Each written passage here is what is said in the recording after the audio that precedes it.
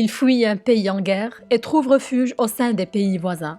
Pensant y trouver la paix et la sérénité, plusieurs centaines de réfugiés ukrainiens se seraient d'ores et déjà retrouvés aux mains de personnes mal intentionnées. Exploitation sexuelle ou de mendicité d'autrui, etc., femmes et enfants ont, pour certains, fait état de mauvaises expériences vécues une fois passées les frontières de leur pays. Geneviève Collat, coordinatrice du collectif Ensemble contre la traite des êtres humains pour le secours catholique, Caritas France, revient sur ce fléau en annonçant ce qui suit. Par rapport aux déplacements et aux personnes qui fuient l'Ukraine, il y a une grosse difficulté qui réside dans le fait que des personnes peuvent être exploitées, des enfants peuvent disparaître. Les types d'exploitation sont divers.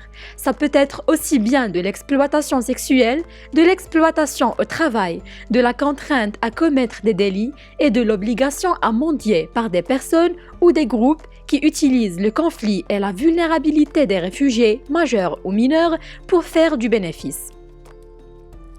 Les situations de crise sont des moments où il y a de nombreuses exploitations de personnes. Nous travaillons sur l'exploitation et la traite des êtres humains depuis une vingtaine d'années. On a commencé sur l'Ukraine d'ailleurs. C'était un pays où il y avait beaucoup d'exploitation sexuelle et où la question commençait déjà à être prise en compte par les associations et par le gouvernement.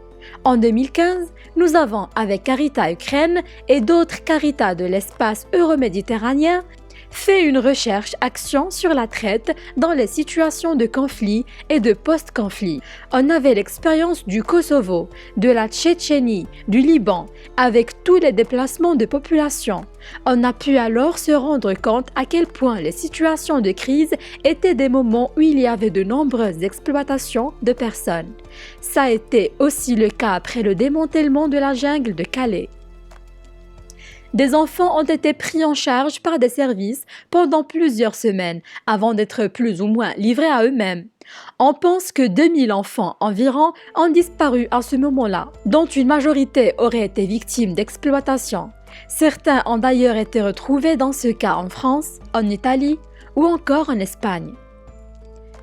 Nous n'avons pas de statistiques du nombre de personnes concernées par cette exploitation, mais nous savons très bien qu'après le début d'un conflit, cela touche très vite des centaines, voire des milliers de personnes.